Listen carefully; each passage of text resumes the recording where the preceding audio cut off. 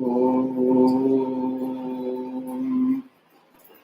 Vakratunda Mahakaya Suryakotisamprabha Nirvighna Guru Me Deva Sarvakaryeshu Sarvada Guru Brahma Guru Vishnu Guru Devo Maheshwaraha Guru Sakshat Parambrahma Tasmai Shri Gurave Namaha Nidhaye Sarva Vidyanam Shaye Bhavaroginam Gurave Sarva Lokanam Dakshinamurtaye Namaha Apara Karuna Sindhum Jnanadam Shantarupinam Sri Chandrasekhara Gurum Pranamami Mudanam Om Namaste, Namaste to all the viewers of this special webinar called Timeless Wisdom for Eternal Happiness. Welcome to all of you. Hope all of you are safe and healthy at your respective homes. The topic we have taken today is timeless wisdom for eternal happiness. The topic itself is quite loaded. Each and every word in this topic has a meaning. If you look at the words timeless and eternal, and there is wisdom and happiness, they are connected. So we all know what is happiness. We get happiness by doing something, getting something. But we want eternal happiness. So the fundamental concept is anything that is impermanent cannot give eternal happiness. So impermanent things can never give eternal happiness. First point. So if you want eternal happiness, it has to come from something that has been ever existent, that is timeless. That's why timeless. The timeless aspect of what we're going to discuss is very important. That will give eternal happiness and wisdom. So we all get happiness through various means, but that is not born out of wisdom. It is born out of something else which we'll discuss. Wisdom alone can give us happiness. So that wisdom which has been clearly enumerated by our ancient sages, which is timeless wisdom, alone can give us eternal happiness. So we'll see how it's going about. So since there is timeless wisdom, I need to start connecting with a timeless saying in an old language, ancient language in Sanskrit. So I will first recite that saying and then I'll explain the meaning, because that forms the basis of our entire discussions and discovery of this eternal happiness. The saying says in Sanskrit, Sukham me sarvada bhuyat, Dukkham ma bhut kadachana, Iti ichhe sarvasamanye te jnanadeva siddhyataha. Sukham me sarvada bhuyat. Sarvada bhuyat. Everybody wants happiness. Sarvada, always. You want uninterrupted happiness.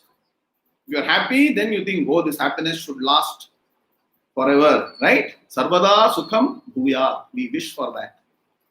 Dukkham abhut kadachana. In between, no amount of unhappiness or sorrow, which is called dukkha, it should not come. Dukkham abhut.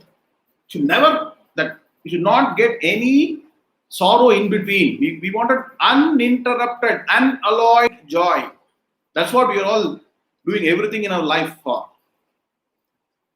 Iti che sarvasamanye. Who has got this desire for what?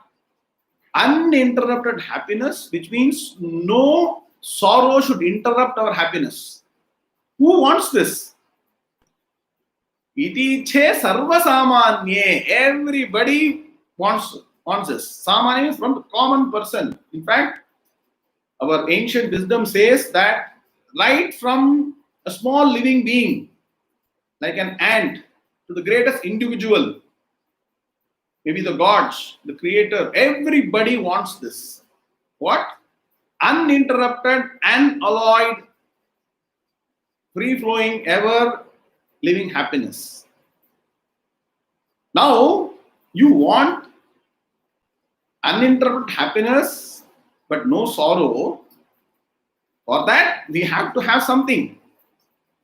And the saying says that te means these two things. Because sometimes we get happiness, right? After some time we get sorrow.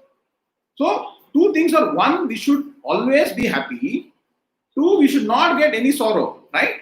These two things is possible jnanat eva siddhyataha. It is possible only by jnana. Jnana means wisdom. That's why the title for this talk, for the webinar, is Timeless Wisdom for Eternal Happiness. Because the wisdom alone, the wisdom that is timeless alone, can give us that eternal happiness. Now, some people may argue, no, it is impossible to get this eternal happiness. This is only an illusion. No. But our ancient sages have clearly enumerated a systematic methodology to attain. It's not attainment, but for now I say it's attainment, to get and enjoy this eternal happiness. So, we all should not forget this particular concept that wisdom alone can get us eternal happiness. So, why wisdom alone is the cause we will now discover. Now, the next question arises: can this be obtained only by a select few people? That means, do you need money, possession, some other things? What are the requirements to enjoy and always be in this state of eternal bliss or eternal happiness? Our ancient wisdom says everybody is eligible for attaining this eternal happiness, irrespective of gender, religion, nationality, age. You can belong to any section of society, any country, and you can still attain this eternal happiness. So we will discover how. But for that, we all need wisdom. Wisdom is nothing but profound knowledge. Knowledge is something we acquire, that's called jnana, right? That profound knowledge, when it comes into experience, that becomes wisdom. When you live by your knowledge, when you live by what you have clearly attained as knowledge, jnana, that becomes wisdom. So, the fundamental requirement here is wisdom, knowledge, which is called jnana, which can be attained only by education. That is called Vidya in Sanskrit. So unless we are educated in this aspect, we get education in so many fields. We are all very qualified. We could be engineers, doctors, lawyers, doing so many different professions. We are learning so many things. But this knowledge, which helps us attain and stay in that state of eternal happiness, that is a special knowledge. All knowledge is called Vidya. This is also called a Vidya. Now, this Vidya, the knowledge, is the biggest strength of human beings. I will say one more Sanskrit saying which clearly differentiates why we as human beings are endowed with a special quality to get knowledge, which separates us from other kinds of living beings. And this knowledge is what will take us towards that eternal happiness. It says, Ahara Nidra Bhayamaithunanam Samanya Metat Pashubhihi Naranam. I will explain the meaning. Buddhirhi Tesham Adhiko Visheshaha Buddhya Vihina Pashubhis Samanaha. It says, this Ahara, Nidra, Bhaya, Maithuna. That means eating, sleeping, having fear, and procreating. Samanya Metat Pashubhir Naranam. It is common to all human beings as well as animals. Pashubhi means animals. Buddhirhi Tesham Adhiko Visheshaha. Tesham Manushyanam. For the human beings, that buddhi, that is intellect, the means to get knowledge, the means to get vidya, Adhiko Vishesha. That is a special quality, special equipment that we have been bestowed. Buddhya Vihinah Pashubhis Samanaha. If you don't use your intellect to attain greater things in life, then there is no difference between human beings and animals. So the focus to attain the eternal happiness is intellect, buddhi. And this is not some scientific knowledge or some special knowledge of a particular biology or chemistry or physics or space science. No. It is proper analysis of where we stand, what we are doing, what we are undergoing, what is right and what is wrong. And we will discover. So, two things. Only by knowledge that eternal happiness is possible. And all of us as human beings, irrespective of nationality, gender, religion, community, anything, all of us have been endowed with this intellect. And with this intellect and proper analysis and integrating the understanding or wisdom that we obtain through this process into our lives, that's important. It is not some bookish knowledge. There's a difference between knowledge acquired and practicing in our daily lives. I'll give an example. Most of us know that speaking untruth or speaking lies is not good, is not correct. Always we should speak the truth. If you have any discussion, people say, no, we should always speak the truth. It is said in the Vedas, Satyam Vada. But this is knowledge, right? Are we able to practice it in our daily lives? It remains only as an intellectual understanding, as something that is we know. So, knowledge, this wisdom has to be integrated into our daily lives That's when we will attain and stay in the state of eternal happiness. That we should not forget. Now, why am I saying that wisdom is the fundamental for reaching that state? For that, we need to analyze how are we getting happiness, right? All of us are undergoing happiness, and also it comes in parts. Then something happens, that happiness goes away, we get some sorrow. Once again, we seek happiness, we do something and we get happiness, right? It goes on and off, right? All of us want peace of mind, but sometimes our mind is in pieces.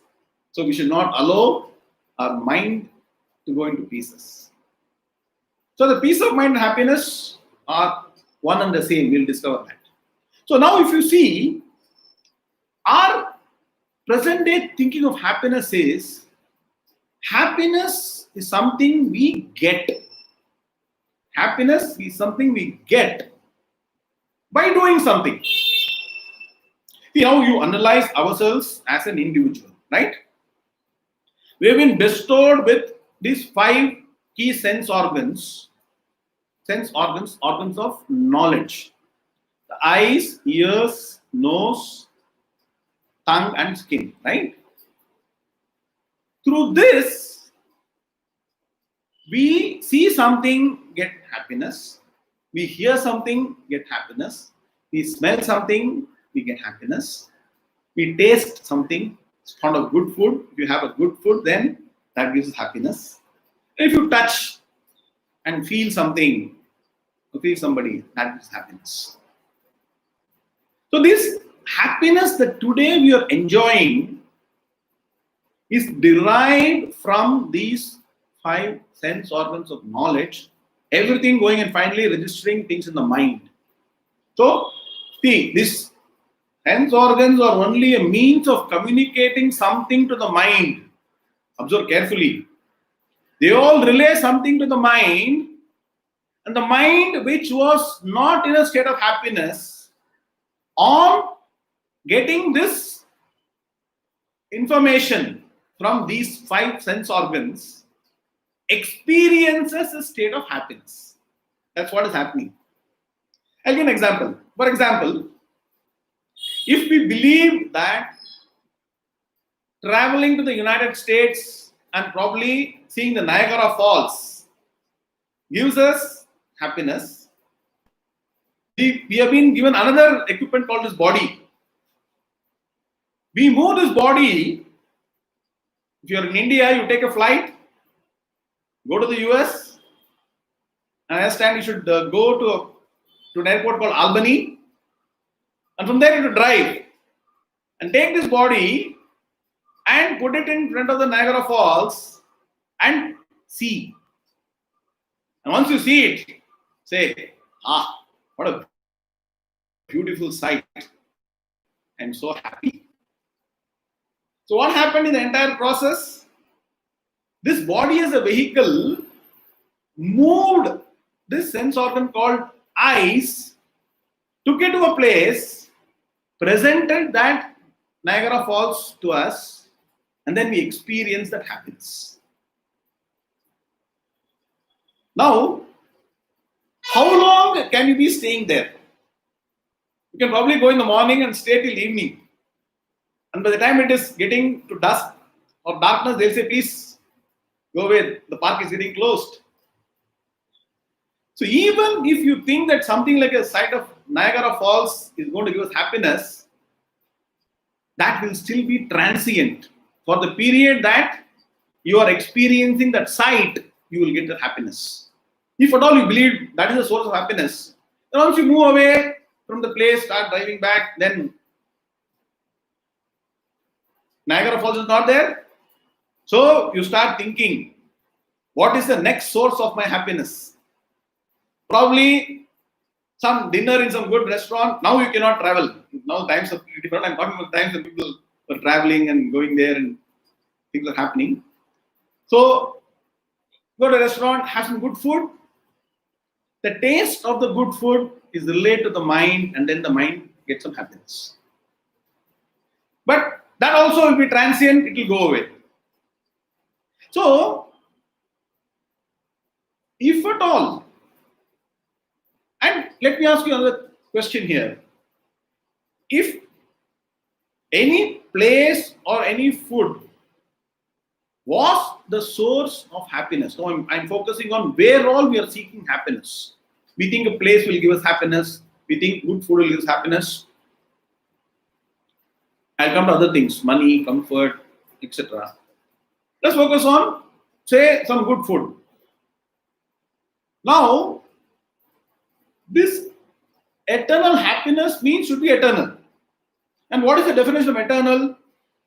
It should be able to give happiness of the same quality, of the same quantity, and always. Right? So, if eating good food was a source of happiness, you imagine your favorite dish.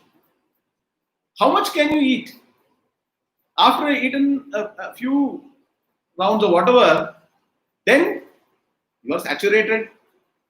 Even though you may like that, that particular food will not be a source of joy because you're already full. Similarly, if probably a particular sweet dish is a source of happiness, it is source of happiness for people who don't have issues related to sugar, that is diabetes, etc. Right? So that entity, which is a sweet dish, may give happiness to somebody, but to somebody else, the source of unhappiness. So, any entity, fundamentally, because it is limited by time and space and quality, three aspects limit any entity. Because of the fact that it has got limitations, it is limited, it cannot give unlimited joy. See, any limited entity cannot give unlimited joy. Only an unlimited thing can give unlimited output. So, limited input, limited output. Unlimited input only can give unlimited output. So, this is what I want you to recognize, that the daily happiness and sorrow we are going through, we are seeking happiness from different entities. It could be a place, it could be good food that we can taste, or good music we can hear, or something we can smell, something we can taste, and something to achieve, something to know. And we may say, no, you're totally illogical. Money gives us happiness. If you have a lot of money, then you'll be eternally happy. You give me a lot of money, I'll put a lot of money in my bank or wherever, and then I'll be eternally happy. If money was the source of happiness, then all the richest people in the world should be the happiest people. You may want to do some research, it is not so. Even if you have money, to enjoy the money, you will need to have good health. Suppose you want to travel, you want to have good food and use the money, your body should cooperate. You need to have good health. Then to share, you need relationships. So you need health, you need relationships, you need all other supporting aids to enjoy the money. Just having money is no use. You have to use the money to enjoy, right? So for that you need a lot of things. And just think, are all these things going to be with you forever? Your health, will it be the same when you are, say, 25, 30? Will it be the same at 60, 70? What relationship you have? Are they going to be permanent? If you take the journey of life, some relationships come during the process. Either the other party leaves or goes away, or me as an individual goes. So there is separation. There is union, there is separation of relationship. They are never permanent. So, in any way you look at it, whether it is a location where we take a holiday, we want to go to some hill station, or we want to have some good food, or money, or position, or power. Position. To retain a position, nowadays how people are having so many challenges. I don't need to go in detail. In every part of the world, every leader has got a problem in maintaining their position, right? So if you all work hard to get a position, but the amount of stress people undergo to maintain that position is actually laughable if you just look at it. So position, possession, entities, individuals, relationships, money, comfort. How much comfort can you keep on enjoying? You think sleeping well in a very good, God gives me happiness. How long can you keep on sleeping? 8 hours, 10 hours, 12 hours? After that, you have to get up because if you don't get, the body will start decaying. You have to start moving around, right? So, and we think that we progress in life. So, when I go to school, I do something and then I learn, I get a degree, I get a job, or I earn money. So, I get into a family, I get a relationship. We all believe that we will achieve happiness as we progress. I'm not happy now. Suppose I have a relationship, I'll be happy. Suppose I have children, I'll be happy. Suppose I earn wealth, I'll be happy. Suppose I get a position, I'll be happy. So why is it that we are seeking happiness? That's called seeking happiness by progression. Progressively, we want to achieve happiness by attaining something. Because we are not happy in our present state. We seek something to give us happiness because we are not happy right now. Right? So I like to relate one shloka from a great philosopher, Sri Adi Shankaracharya. He says, and I'll tell the meaning, because his timeless wisdom, some of these sayings are really, it awakens us to where we are and what we should do. So it says,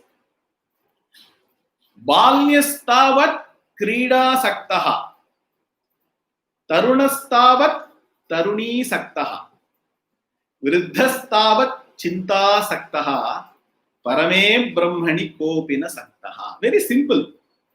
It comes in a set of slokas in a poem called Bhajagovindam, which some people may know. It says, Balyastavat krida saktaha. Asaktaha means very interested, attached. When you're a young kid or boy, you're interested in a lot of playing games. Today, all this mobile, computer game, that people are very interested. When we were young, we used to go outdoor and play cricket. And when you win a game, you feel so happy. Then, Tarunastavat Taruni Sakta. I don't need to explain. When you are in youth, you want company, you want relationship, you find happiness in relationships, right?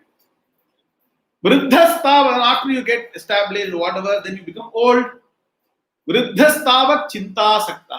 Then you become old, you start worrying. Why this happened? Why that happened? That should not have happened. This has happened. This may happen. Should not happen. Parame brahmani kopina sakta. The Brahman is actually the nature of eternal happiness. Nobody is spending time trying to get to and work towards that eternal happiness. We get busy with so many things in our lives. We never ever even spend a minute to think. We are moving from point to point. This is the source of my joy. And after some time, it doesn't help me. You move something. You keep on moving. From one entity to another entity seeking happiness. But we have not taken a step back and thought. That's why wisdom, knowledge. Why is this happening? Why is this happiness transient? Why is this happiness not eternal or permanent? Because we have not engaged in this process of thinking, analysis, which is called vichara in Sanskrit. Vichara in Sanskrit. We have not done this vichara, and we are so busy with our lives. Extremely busy. Everybody is very busy.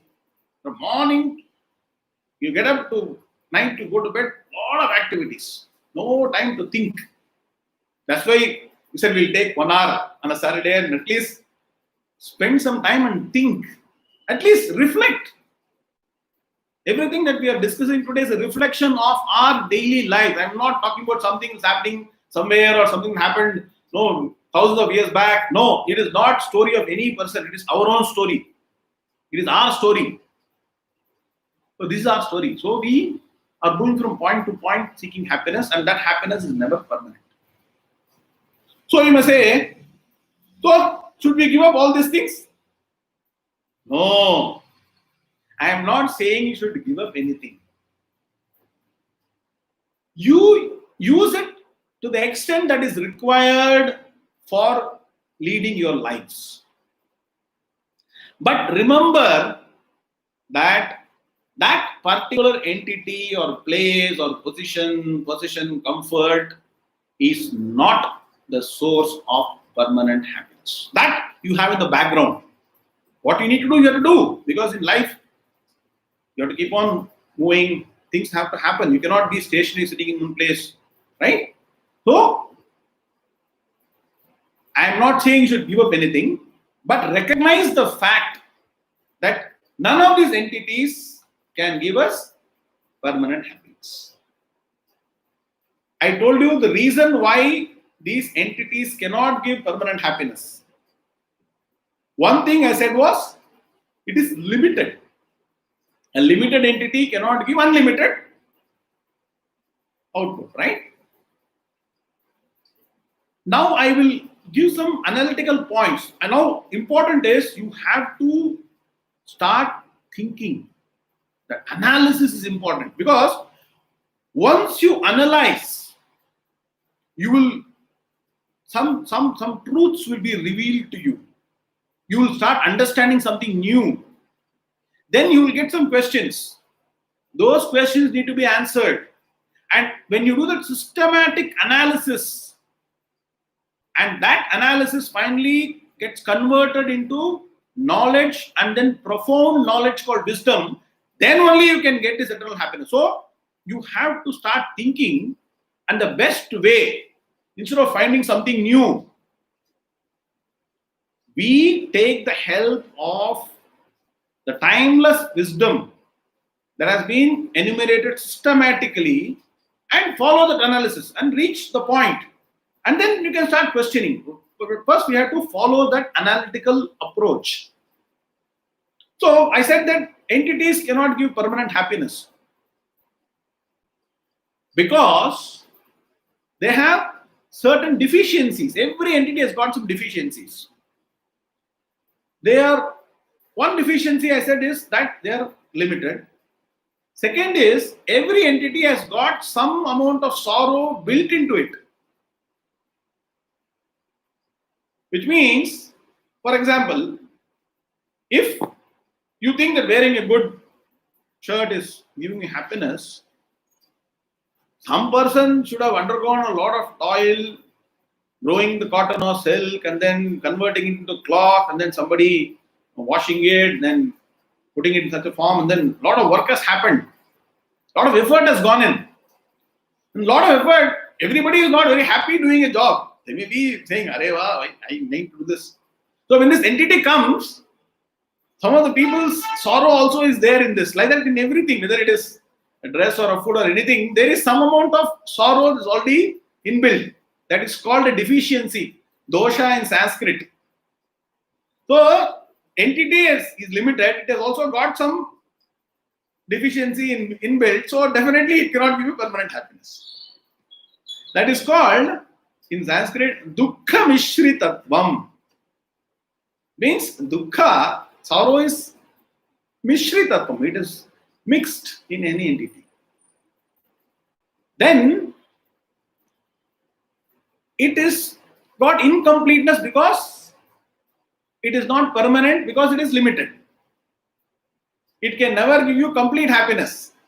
If that alone gave you complete happiness, then with that result you should be happy. So it is happiness in parts. So that is limitation, that is happiness in parts. Then the third or the fourth most important aspect is anything that we believe is a source of happiness binds us to that. If you have that money, you will be happy. If you don't have that, you will not be happy. If you think in a warm place, having a good AC environment is what will make you happy, comfortable happiness, then that thing should be there. And you are bound. If, for example, power goes off or know that AC doesn't work, your happiness is taken away. So it binds you. So in Sanskrit it is called, I said, dukkha mishritatvam, apurnakatvam, that means it cannot give you completeness, and bandhakatvam means binds. So this is the nature of our happiness that we are experiencing on a day-to-day basis. Now, then the question is, where is this eternal happiness? You are saying that happiness, you can ask me this question, you are saying that this happiness is not in any entity, it is not there in any position, possession, people. Where is this? And what is required? Do I need a huge effort, a lot of money, a lot of people, so many things are required to go and get it? Because if I say, for example, if there is a huge treasure in that particular forest, if you go through the forest and make sure that you stay alive and you're not taken away by the wild animals, and you go to the center of the forest, there is a huge treasure buried. Then the question will be, what all I need? I need probably some people, army, weapons, so that I'm safe. I go and discover that. Similarly, we should know where this happiness is, and then what this happiness is. Right? Where, what? If you answer these two questions, then how to get it will be the next question. Where this happiness is one question. Eternal happiness. Where is this eternal happiness? What is the nature of this eternal happiness? And how to get it? And what is the eligibility criteria? Should I need anything with me? Money, some power, something should be there. Our timeless wisdom of our ancient sages says that everybody can get this. It is open to all. And where is it? Should I travel from here to say Kailash? Some people do Kailash Manasarovar Yatra.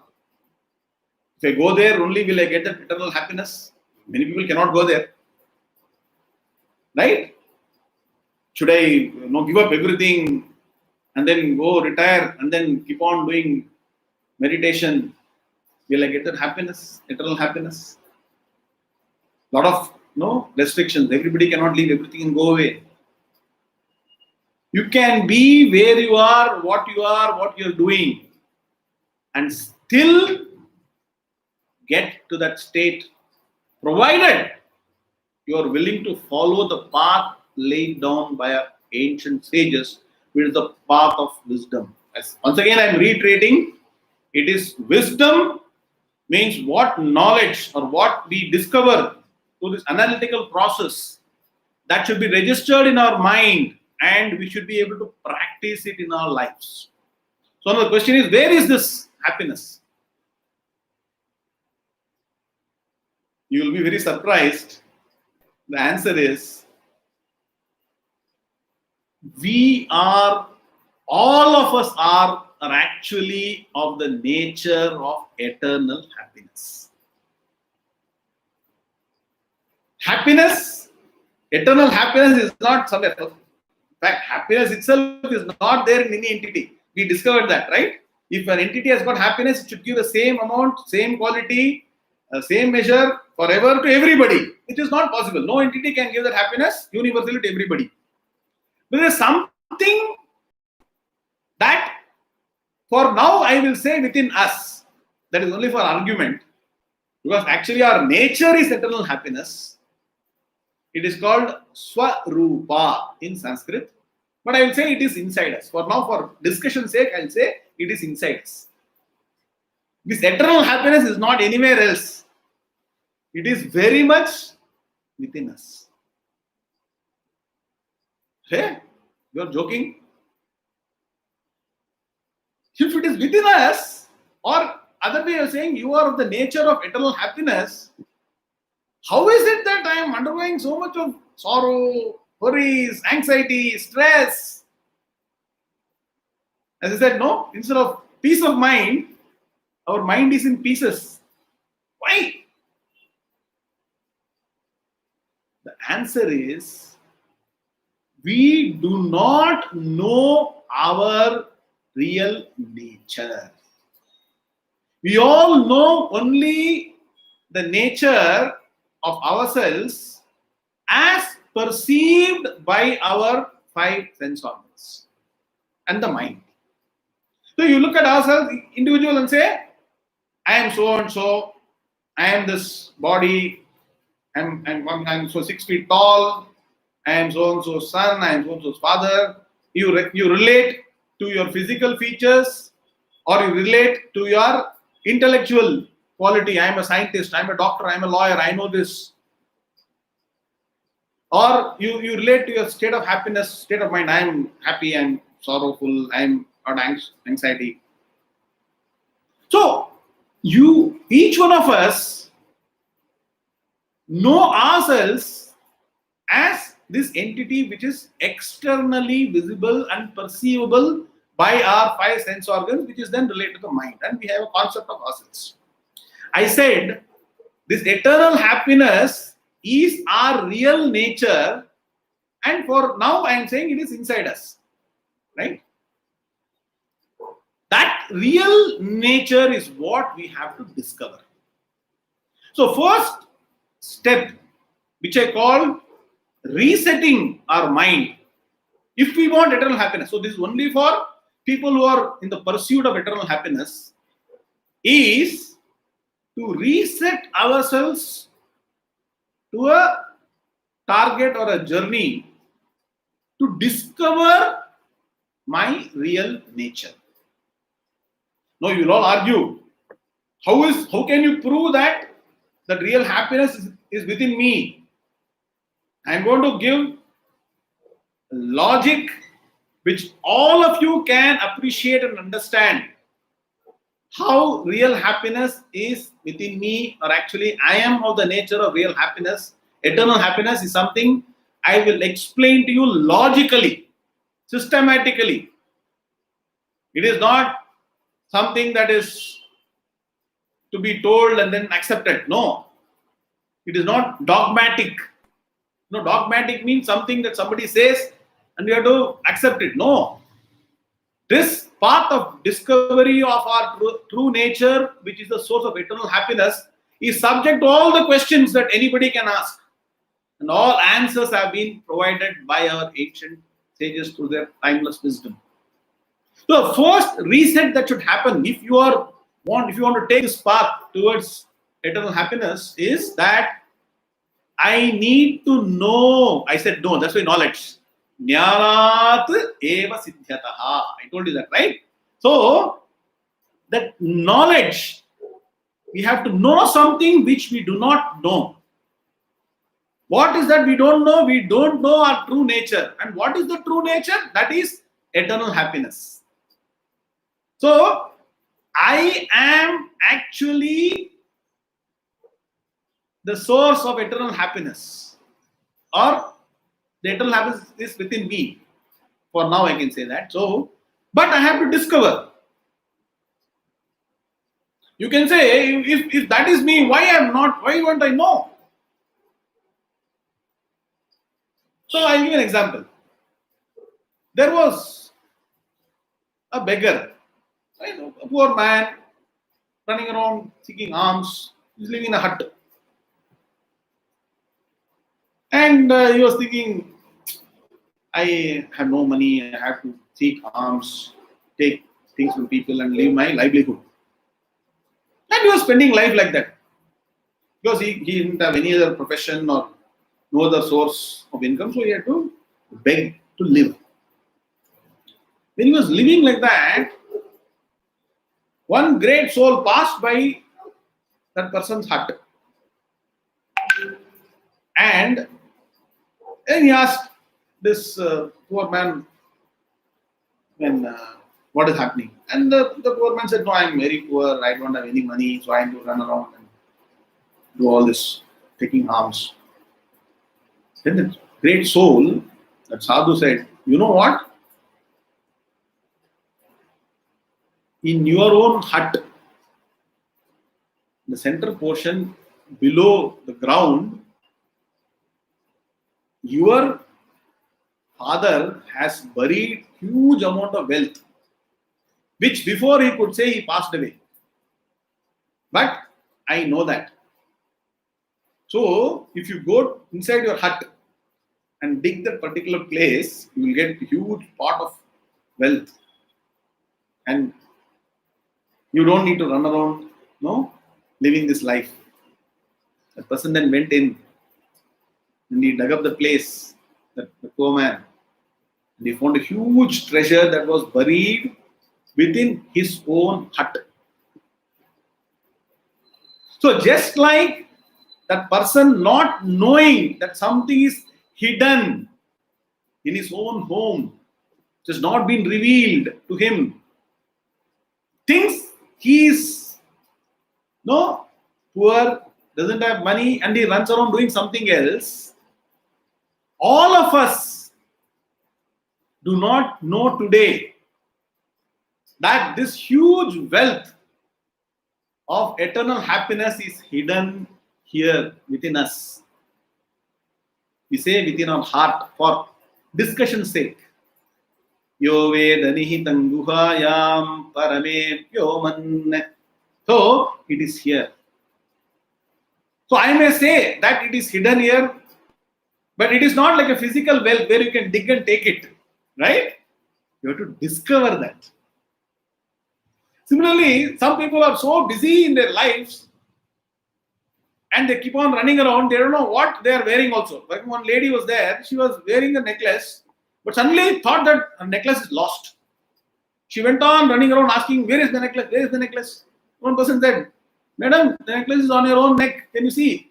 Oh, yes, it is here only. No, I didn't realize. Like that, our mind today is dissipated in so many different activities. We are so busy with so many things, doing so many different things, trying to do new things, trying to acquire something, and spending our life, all our lives doing this, that we don't have a moment to think like that lady and say, what am I wearing? We don't have time to sit and somebody said, no, that happiness is the me. Why don't I discover that? We don't have time. You have to spend some quality time to discover this. See, we spend a lot of time to earn money. Right? If you want to earn money, you work hard, run around, go from one place to another, maybe drive 15 kilometers, work there, earn money, come back. So many things. This wealth of eternal happiness has no equal. You cannot measure it. It is infinite. It is more valuable than the most valuable diamond. You can take Kohinoor diamond or anything. That eternal happiness inside is so valuable. To acquire that, should we not spend some effort for small happiness through all these other entities? They are spending so much of effort. If you see the proportion, the amount of effort you put and the amount of happiness or joy you get from something, it is totally disproportionate. So much effort you put to get this much of happiness. But if at all we can spend some quality time to discover that eternal happiness which is within me, how much more our life will be purposeful. How much more our lives will be reaching a state of contentment, peace, happiness. Think, friends. Think. This is the time to think. Time to reset what we have thought all our lives as what is the source of happiness, joy. All that is required. So I am not for a moment saying give up everything. Use it, but don't think that they are the source of happiness. But this particular, I'll say it's a concept now, which should be proven by proper logic. It will take a lot of time. It will take a few talks. It's not going to happen today. Let me tell you that I got only another 10 minutes or maximum. Okay, well, 14 minutes I got. The entire thing cannot be told in this talk, but we will do a series of talks and we'll discover that path. But at this point in time, all I want our friends to do here is that recognize the impermanence of the happiness from all other sources, and that eternal happiness is my real nature, is within me. In fact, Ayurveda, which is one of the branches of knowledge of our ancient wisdom, says our natural state is a state of healthiness. Swasth, we say, no? In Hindi we say swasth hai. In Malayalam we say swasth, right? So our natural state is state of health. Disease, problems to the body and other internal organs comes and goes. Actually, our real state is state of health. So our real state is of eternal happiness. We have not discovered that. So our mind is disturbed. So happiness comes from some source. It remains with us for some time. It goes. Once again, we are back to a state of some kind of sorrow or unhappiness. We see, right? So our real nature is that of eternal happiness. Why do we not know? Because we have not spent time to discover our real nature. We have spent time for discovering everything else, to know so many things, to achieve so-called happiness, right? We have done. Why do we do everything in our lives, right? From morning to evening to night. All of you, please go through your activities and through your entire lives.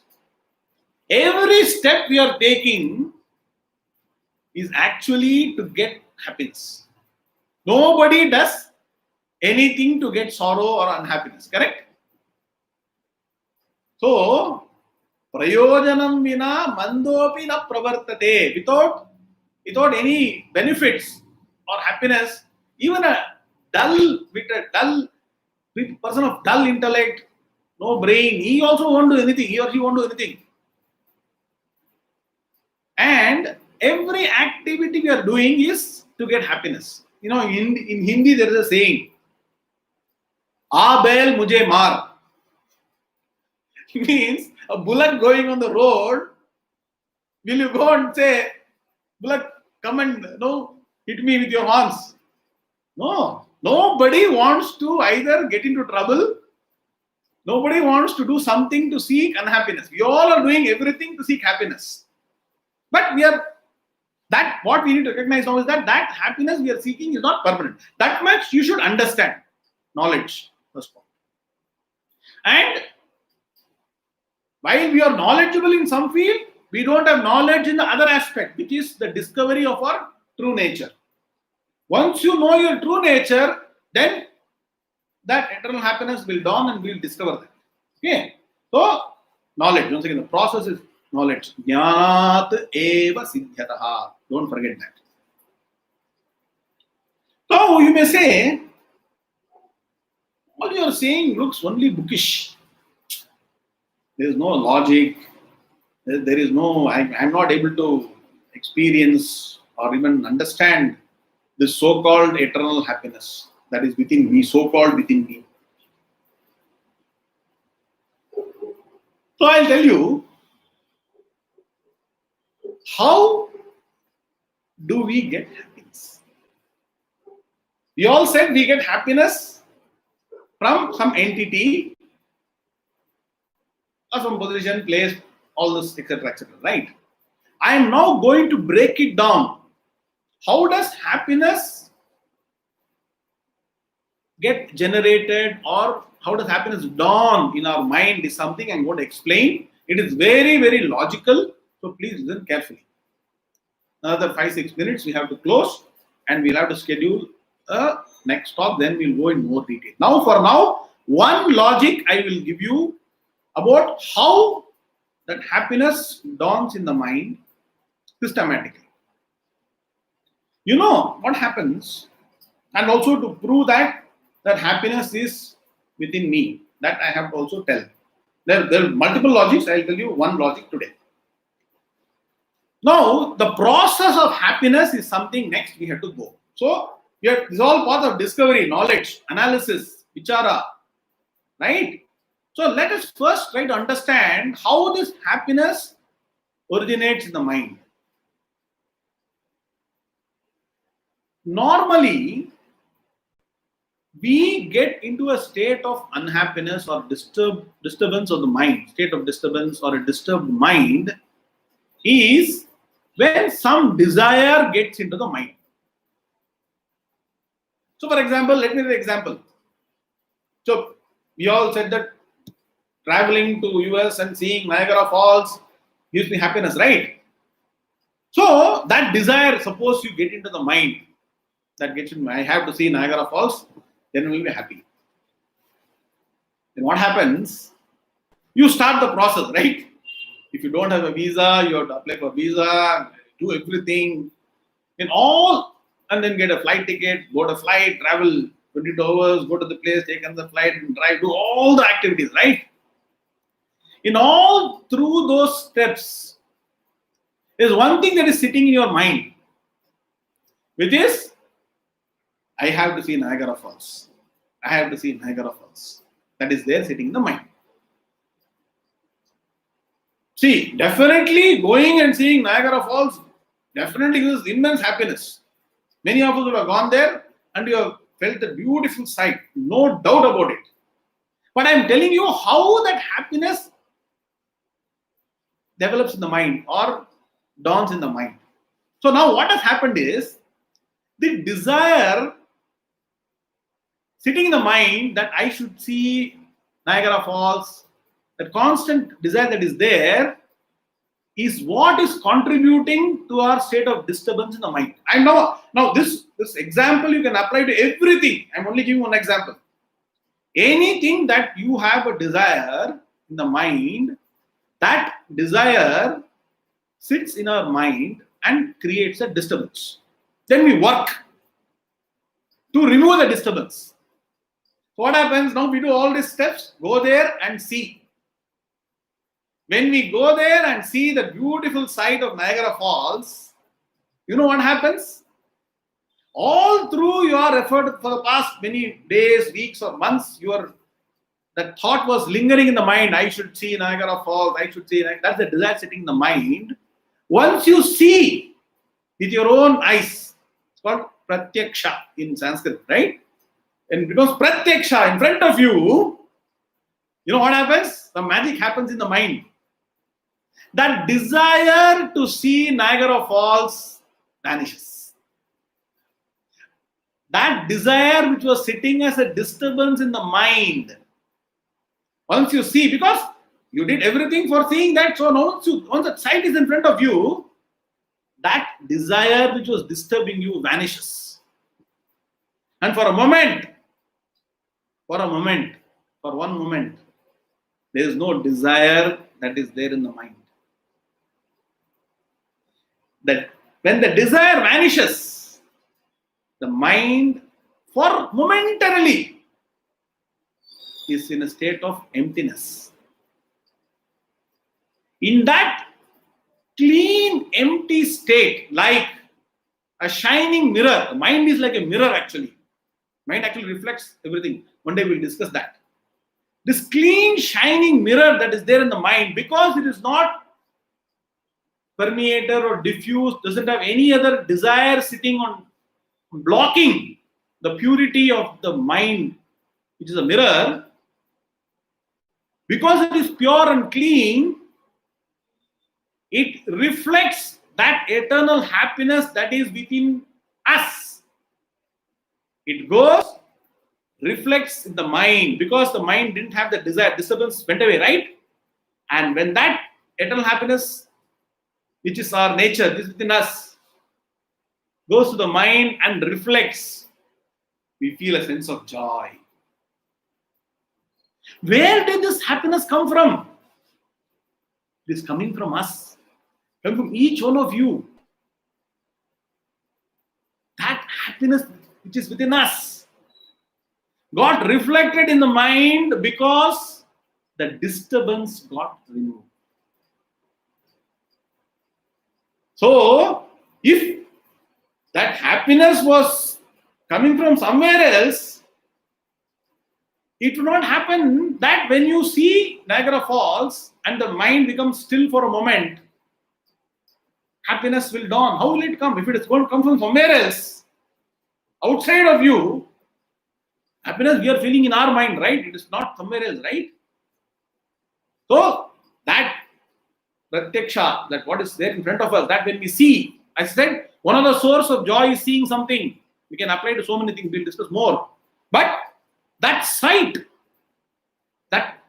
of Niagara Falls removed the desire from my mind to once again seek that sight. So once that desire, which was a small thing sitting and actually covering the purity of the mind, the mind is impure, like a dusty mirror which cannot reflect. So many thoughts are there which doesn't allow the thoughts in the mind, which is actually covering the pure mind, which is not allowing that infinite eternal happiness within us to reflect. One small portion of that was this desire, which was sitting as small dust in our mind. When that gets removed, this infinite happiness is waiting, always waiting. When will I reflect in this individual? So, moment some space which is clean comes, that infinite happiness gets reflected in the mind, and then the mind becomes happy for some time. But what happens? Before you can even enjoy that happiness, and you can apply it to all other examples, before we can even enjoy and be in the state of happiness, some other desire, some other activity, some other thought comes and covers that small opening of the cleanliness of the mirror, right? That in the mind, that is also getting covered. So happiness is not getting reflected. You go back to the same state, seeking happiness in something else. So friends, there are multiple logics, because this is something that I am very insistent upon, that nothing should be dogmatic. Everything is subject to questioning. Everybody should be convinced about what we are discussing. So your questions are welcome. There is a forum to post questions. We will take it up. But since the program is of 1 hour, I need to stop at this point in time. The key points I want to summarize is that the opening statement was, for eternal happiness, only way is wisdom, and that wisdom which is eternal, that is timeless. Only timeless wisdom can give us eternal happiness. Happiness that we get from various entities is only transient. It comes and goes. So don't give up. Use them, but don't believe that they are the source of eternal happiness. And that eternal happiness is within us. In fact, we are the nature of eternal happiness. We will discuss more, but that happiness is within us. And the small example I gave was, the logic I gave was that the mind as a clean mirror is normally not clean, it's unclean with a lot of desires covering it. The moment some desire is fulfilled, then that mind will reflect that infinite happiness within us, and we experience that small happiness for some time. So the beauty is, removal of desire is equal to happiness. Now there is a beautiful logic. We'll develop further in further talks. I hope you enjoyed. I had a lot of happiness and enjoyment bringing this talk to all of you. This is all nothing but the ancient wisdom transmitted from one guru to another. I learned all this from my gurus. Had the good fortune of learning from them. And the only thing is, let us share this ancient wisdom in a contemporary form, which all of us can understand and appreciate, and slowly start integrating and applying it in our lives. So I'd like to stop at this point due to time limitations, and we will see whether we can schedule other talks to continue further. Om Purnamadah Purnamidam Purnat Purnamudachyate Purnasya Purnamadaya Purnamevavashishyate. Om Shanti Shanti Shanti. Hari Om Shri Guru Namaha. Hari Om. Best wishes to all of you. Shubhamastu, samasta sanmangalani bhavantu.